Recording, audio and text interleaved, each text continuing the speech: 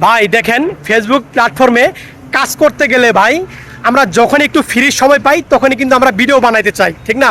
তো এরকম অবস্থা আমার হয়েছে। দেখেন আমরা দুজনে কিন্তু যাচ্ছি একদিকে, তখন ভাবলাম যেহেতু আমরা হেঁটে হেঁটে যাচ্ছি, আমরা ফ্রিতে দেখেন রাস্তায় কিন্তু অনেক গাড়ি ঘোড়া চলছে, তো এর মধ্যে ভিডিও বানাতে যাচ্ছি।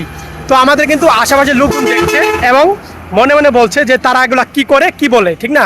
তো এগুলা ভাই বলবেই, এগুলা মাথায় রাখা যাবে না বা এগুলা কথা বলা যাবে না। আপনার আশেপাশের লোকজন যখন আপনি ভিডিও করা শুরু করবেন তখন অনেক কথাই বলবে, ঠিক না? তো এগুলা মাথায় রাখা যাবে না, এগুলা কোনো মনে করবেন না। তো আমি আমার কথা বলে যাচ্ছি, আশেপাশের লোকজন কিন্তু আমাকে দেখছে রাস্তার পাশে দিয়ে, তো দেখুক তারা, সমস্যা নাই।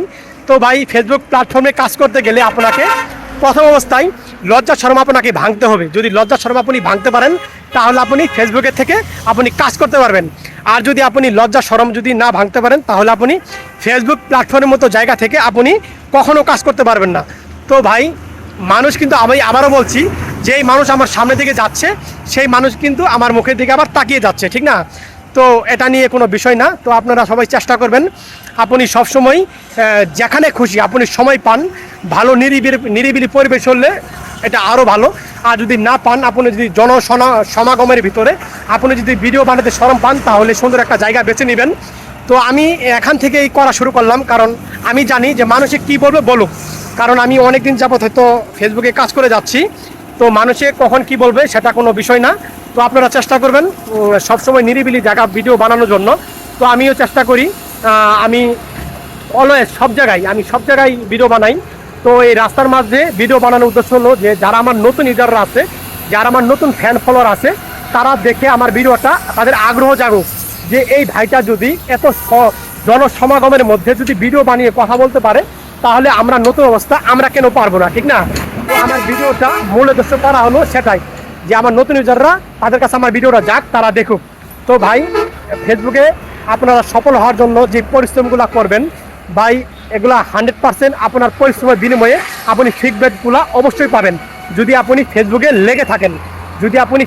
লেগে থাকেন। আমি কথা দিলাম 100% আপনি ফিডব্যাকগুলো অবশ্যই পাবেন।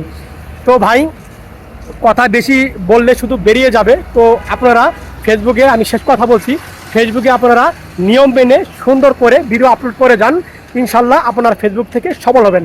কারণ আমরা দেখি অনেকেই দেখেন যারা সফল ব্যক্তি তারা কিন্তু মাসে মাসে কিছু আর্নিং করছে, কিছু ডলার ইনকাম করছে, এটা কিন্তু বাস্তব কথা, ঠিক না? যারা আমরা ফেসবুকে কাজ করে থাকি এটা কিন্তু বাস্তব কথা, আমরা জানি।